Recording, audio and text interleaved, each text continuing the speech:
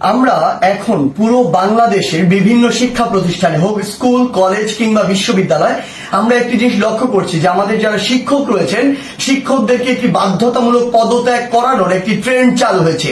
যে জায়গাটি নিয়ে আসলে অনেক কথা হচ্ছে এবং কথা হওয়া উচিত এবং এই জায়গাটিতে আসলে অনেক প্রশ্ন রয়েছে। প্রথম কথা হচ্ছে কোনো একজন শিক্ষক যদি কোনো একটি রাজনৈতিক দলের হয় বা মতাদর্শকে বিশ্বাস করে এটার কারণেই আমি তাকে পদত্যাগে বাধ্য করতে পারি কিনা। আবার আরেকটি কথা এখানে রয়েছে সেটি হচ্ছে এই পদত্যাগ করানোর যে অথরাইজেশন এটি আমার আছে কিনা বা আমি এমন অথরিটি কিনা আইনসঙ্গত ভাবে এটি আমি করতে পারি কিনা। তার পূর্বে আমাদের বিশেষ কিছু প্রেক্ষাপটগুলো চিন্তা করতে হবে। আসলে আমরা আমাদের জায়গা থেকে যারা স্টুডেন্ট রয়েছে রানিং তারা অনেকে শুধু মনে করি যে আমরাই মনে হয় পদত্যাগ করাচ্ছি, কিন্তু আমরা জানি না এর পিছনে আসলে কি কি ঘটনা রয়েছে কিংবা কি কি প্রেক্ষাপট রয়েছে। যেমন আমি আমার বিশ্ববিদ্যালয়ের উদাহরণ দিয়ে যদি বলি, এই বিশ্ববিদ্যালয়ে একটি দল শিক্ষকদের একটি দল যারা তখনকার ক্ষমতাসীন রাজনৈতিক দলের একটি মদতপুষ্ট তারা ছিল। সেই জায়গা থেকে তারা যখন আমাদের এই যে আন্দোলন এই আন্দোলনের বিপক্ষে দাঁড়িয়েছিল। আবার অল্প কিছু শিক্ষক আছে, এই সংখ্যাটি খুবই কম, তারা একদম নিউট্রাল জায়গা থেকে আমাদের আন্দোলনের পক্ষে দাঁড়িয়েছিল। আবার একটা বড় সংখ্যক শিক্ষক ছিল যারা আমাদের আন্দোলনের ঠিকই পক্ষে দাঁড়িয়েছে, কিন্তু তারা আমাদের স্বার্থ চিন্তা করে নয় বরং এই স্বার্থ চিন্তা করে দাঁড়িয়েছিল যে এরপরে যদি কোনো রাজনৈতিক দল ক্ষমতায় আসে তারা ওই রাজনৈতিক দলের আসলে একটি গুরুত্বপূর্ণ স্টেক হোল্ডার, তখন তারা এই ফলটি ভোগ করবে। অর্থাৎ আলটিমেট এখানে দুইটি ভাগ রয়েছে। আমাদের এটি মনে করার কোনো কারণ নেই যে আগের যে দলটি ছিল যারা আমাদের বিপক্ষে ছিল তারা বাদ দিয়ে সবাই আমাদের পক্ষে, বরং ব্যাপারটি এমন নয়। আমরা যদি স্কুল কলেজের ক্ষেত্রে এই বিষয়টি লক্ষ্য করি তাহলে আমরা দেখতে পাবো হয়তো কোনো শিক্ষক হয়তো আওয়ামী লীগের রাজনীতির সাথে জড়িত ছিল, কিন্তু থাকে বলেই তাকে আমি পদত্যাগ করাতে পারি কিনা বা করানো উচিত কিনা। যে কেউ যে কোনো রাজনৈতিক আদর্শে বিশ্বাসী হতে পারে, কিন্তু আমার প্রশ্নটি হচ্ছে ওই রাজনৈতিক আদর্শে বিশ্বাসী হয়ে তিনি কি ক্ষমতার অপব্যবহার করে শিক্ষার্থীদেরকে চরমভাবে বাধা দিয়েছেন কিনা, শিক্ষার্থীদেরকে হেনস্থা করেছেন কিনা, কিংবা শিক্ষার্থীদেরকে কোনো একটি বিপদে ফেলেছেন কিনা, এই বিষয়গুলো আমাদেরকে লক্ষ্য রাখতে হবে। ইভেন ইফ যদি তিনি এই কাজগুলো করেও থাকেন তারপরও তার বিরুদ্ধে এরকম একটি প্রক্রিয়ায় পদত্যাগ করানোর জন্য যে বাধ্য করা এটি আমি করতে পারি কিনা, এই অথরিটি আমার আছে কিনা। আমরা আমাদের জায়গা থেকে মনে করি এটি একটি নিয়মতান্ত্রিক আইনসঙ্গত প্রক্রিয়ার দিকে যাওয়া উচিত এবং এটি তদন্ত সাপেক্ষ হওয়া উচিত। আমরা যদি পিছনের কিছু ঘটনা আসলে লক্ষ্য করি তাহলে কি বিষয়গুলো দেখবো। আমরা দেখবো প্রত্যেকটি স্কুলে আওয়ামী লীগ ফ্যাসিস্টের আমলে আসলে যে শিক্ষকরা আওয়ামী লীগের তোষামতি করে তেলবাজি করে ডমিনেট করেছে, আরেকটি শিক্ষক ছিল আরেকটি গোষ্ঠী যারা আসলে চুপ ছিল ওই পুরো সময়টুকুতে। এমনটি ভাবার কোনো কারণ নেই যে তারা নিউট্রাল ছিল, তারা তাদের জায়গা থেকে হয়তো এমন আরেকটি দলের ছিল যে দলটি তখন ক্ষমতায় ছিল না। এখন বর্তমান সময় এসে ওই শিক্ষকদের উদ্দেশ্য হচ্ছে উপরের জায়গাগুলোতে প্রিন্সিপাল হোক কিংবা হচ্ছে প্রফেসর হোক কিংবা ভিসি হোক বা এরকম যে কোনো হেডমাস্টার হোক, যেই পদগুলোতেই হোক না কেন ওই পদগুলোর ওই মানুষগুলোকে সরাতে হবে।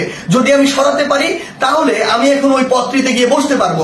এটার কারণে তারা আসলে কি করছে, তারা তাদের ক্লোজ কিংবা কাছের কিছু স্টুডেন্ট কিংবা কিছু স্টুডেন্টকে বিভিন্নভাবে মোটিভেট করে কিংবা কিছু স্টুডেন্ট যারা অতি উৎসাহী বা যাদেরকে সহজে আসলে ইমোশনালি ড্রিভেন করা যায় ওই স্টুডেন্টদেরকে বিভিন্নভাবে প্রভাবিত করে তারা এরকম একটি মব তৈরির চেষ্টা করছে ওই টিচারদেরকে নামানোর জন্য। বলার সময় এমন ভাবে বলছে সে যেন একজন ফেরেশতা, কিন্তু আলটিমেটলি তার উদ্দেশ্য ওইটাই যে ওই শিক্ষককে স্টুডেন্টদের মাধ্যমে সরিয়ে স্টুডেন্টদেরকে জাস্ট টুল হিসেবে ইউজ করা হয়, সরিয়ে তাকে ওই পদটিতে গিয়ে বসতে হবে, এটি হচ্ছে তার উদ্দেশ্য। আবার এখানে আরো বিশেষ কিছু বিষয় রয়েছে। বিষয়গুলো হচ্ছে এরকম যে টিচারদের মধ্যে কিছু নোংরা পলিটিক্স রয়েছে। আসলে আগে হয়তো পূর্ব কোনো শত্রুতা ছিল বা পূর্বের কোনো একটি রাগ বা ক্ষোভ ছিল, যেই রাগ বা ক্ষোভটিকে আবার এখন মেটানোর জন্য তারা এই ব্যবস্থাটুকু গ্রহণ করে।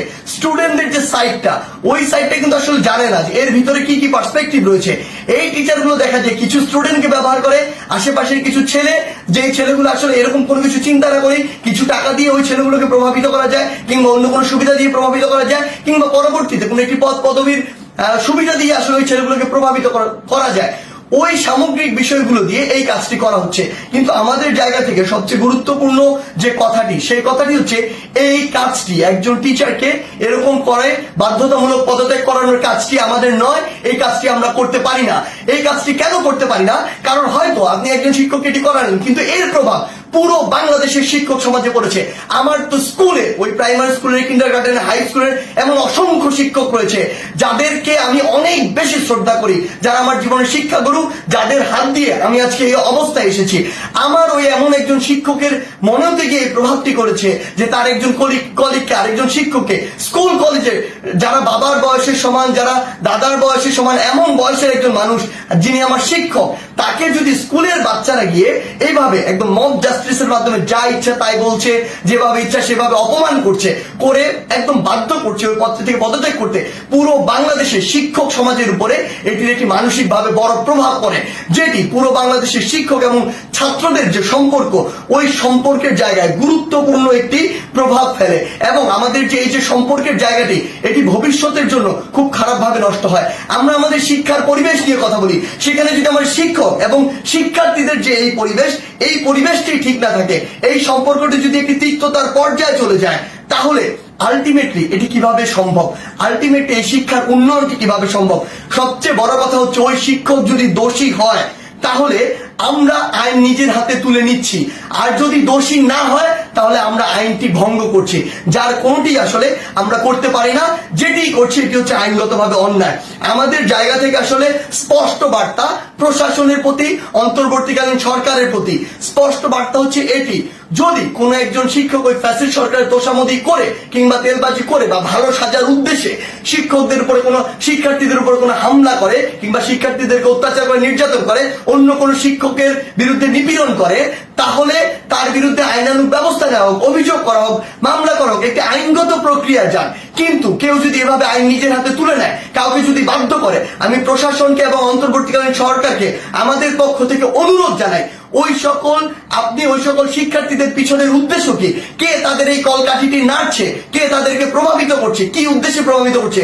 এটি আপনারা তদন্ত করে ব্যবস্থা করুন। প্রয়োজন হলে ওই যে শিক্ষার্থী, যারা অল্প কিছু শিক্ষার্থী এটি করছে, সকলে কিন্তু এটি করছে না। আমরা বিভিন্ন বিশ্ববিদ্যালয়ে দেখেছি শিক্ষার্থীরা নিজে আবার ওই সম্মানিত শিক্ষকদেরকে তাদের শপথে ফিরিয়ে নিয়ে আসছে। আমরা আমাদের জায়গা থেকে বলি, যারা উদ্দেশ্য প্রণোদিত ভাবে এই কাজগুলো করছে তাদের উদ্দেশ্যে আপনারা তদন্ত কমিটি গঠন করুন। প্রয়োজনে ওই সকল শিক্ষার্থীদেরকে আপনারা আইনের আওতায় নিয়ে আসুন যারা এই কাজটি করছে। কারণ ওই সকল শিক্ষার্থী না, ইভেন আমিও কোনো অথরিটি না, আমারও কোনো এই অথরিটি নেই যে আমি আইন নিজের হাতে তুলে নিব, কিংবা আমার এমন কোনো অথরিটি নেই আমি একজনকে পদত্যাগ করতে বাধ্য করব। সেই জায়গা থেকে আমাদের স্পষ্ট যেটি বার্তা, সেটি হচ্ছে পুরো বাংলাদেশকে আমরা যদি এগিয়ে নিয়ে যেতে চাই, তাহলে এই শিক্ষার একটি সুষ্ঠু পরিবেশ থাকবে। এবং এই পরিবেশের সবচেয়ে গুরুত্বপূর্ণ যে দুটি স্টেক হোল্ডার, একটি হচ্ছে আমাদের সম্মানিত শিক্ষক, আর একটি হচ্ছে আমাদের যে শিক্ষার্থীরা। এই দুই জায়গায় যে সম্পর্কের বিষয়টি, এটি যতদিন না সুন্দর হচ্ছে, শ্রদ্ধার হচ্ছে, স্নেহের হচ্ছে, ততদিন শিক্ষার পরিবেশ কোনোদিন সুন্দরভাবে ফিরে আসতে পারে না। তাই আমরা আমাদের জায়গা থেকে আমাদের এই শিক্ষকদের এভাবে বাধ্য করে কোন একটি নিয়মতান্ত্রিক প্রক্রিয়া না গিয়ে বাধ্য করে পদত্যাগ করানোর যে প্রক্রিয়াটি, এই প্রক্রিয়াটিকে আমরা কখনো সমর্থন জানাই না।